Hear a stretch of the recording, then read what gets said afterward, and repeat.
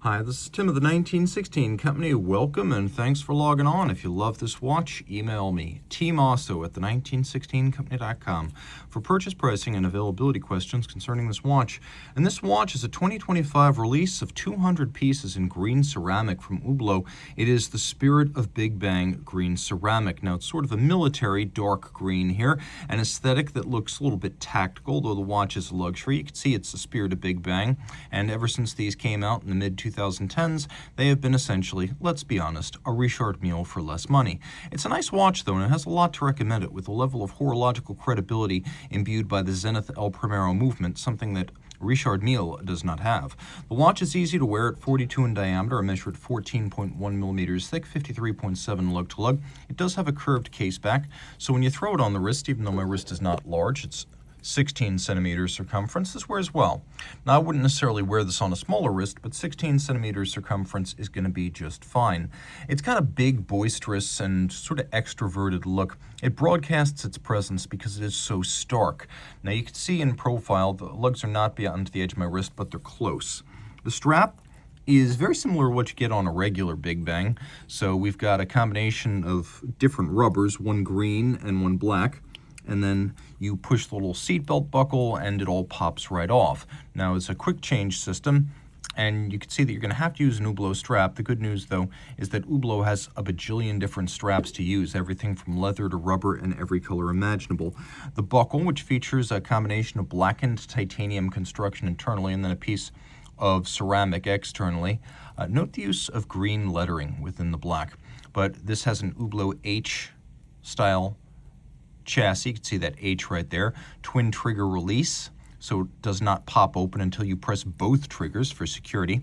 And then the opposing side of the strap goes in here, and then it buckles down. And then once that's done, you close it up. There's no need for minder loops, and you can't see any extra length visible externally. It's a very simple system to use. Ceramic, why do I like it? Scratch resistance. As good as anything you'll find in the mainstream. Short of some sort of crazy hard metal or a sapphire case, this is pretty much as good as it gets. Now, Hublot has shown that it's able to decorate to the same standard as it would with metal. So you here have polish, but also media blast. So this is the same color, but it's contrast because the finish is different. And ceramic is super scratch resistant. We have these H-pattern Hublot bolts, which if you look very closely are actually partly polished and partly media blasted. The bolts are H's to remind you who made the watch. So is the crown. Now, the crown has a rubber shoulder. It is a screw-down crown. It is a 100-meter water-resistant watch. You probably know already that this type of luminova is going to give you only the faintest of glows, although you can see curiously the whole dial with its sub-registers is luminescent. Taking a look, it's all very subdued, and you do need to glance at it for a moment before everything becomes super evident. We'll demonstrate some of the features here. The intermediate position on a traditional El Primero actually sets the time. If you pull it out all the way, that is the quick set for the date. And you can see that a lot of the mechanism is visible on the dial side, and then there's your date down there. It doesn't feature hacking seconds because that's not a traditional El Primero feature. The Dayfi El Primero 21 caliber 9004 had that, and then of course the 3600s later had that. But this is a caliber 400 here doing business as HUB 4700. Zenith El Primero bidirectional automatic winding, 50 to 52 hour power reserve, 36,000 vibrations per hour, column wheel, lateral clutch, quick set, and a good looking movement all around. You can see the column wheel in action there, as well as the lateral clutch. Everything is grayscale finished, and even though you cannot see it, this version is bang up to date with the latest silicon escapement, lever and wheel for the use of